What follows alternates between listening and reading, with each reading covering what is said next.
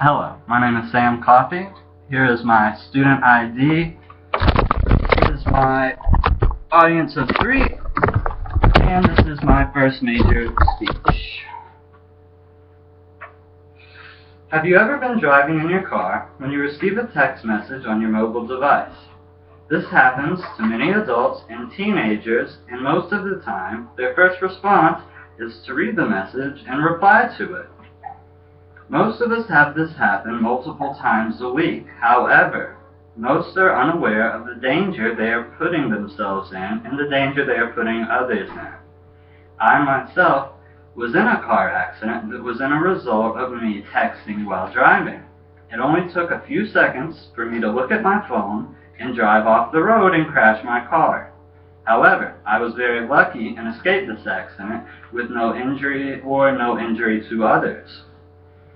Driver distraction in young teens caused by texting and driving resulted in 18% of all fatal car crashes in 2012.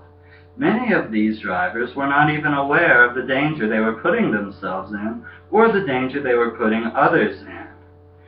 When texting and driving, it creates a crash risk 23 times more likely than if the driver was not texting. Young adults and teenagers are most likely to be at risk of texting and driving. 11% of all drivers ages 18 to 20 who were involved in a car crash admitted to receiving texts or sending texts when the crash happened. This is most likely due to the fact that many teens put their social life before other priorities and have a greater pressure to respond in a timely manner. Many teens admit to knowing that texting and driving is dangerous, but continue to do it anyway. This could be because they have become so accustomed to doing so without any consequences. Many teens say that they have been in a car while the driver was on their cell phone and were afraid to ask the driver to put the cell phone down because they were afraid of being embarrassed. There are many ways parents and law authority can prevent texting and driving in the United States. So far, 43 states have passed a law banning texting and driving, but the consequences are not very serious. Most of the time, it is a small fee similar to a seatbelt violation, which can not send a clear message and cause repeat offenders. There are also new technologies that can be installed on a young driver's phone which will prevent them from texting or using their phone while driving.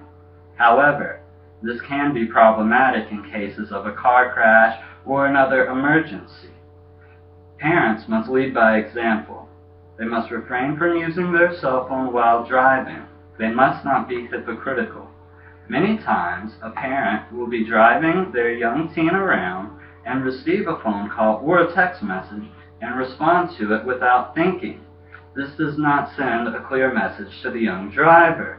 Instead, they should turn off their cellular device and practice what is called out of sight, out of mind. Teach your young driver that before getting behind the wheel, you should turn your phone on silent or turn it off. This will greatly reduce the risk of the young driver looking at their phone and sending a text while driving.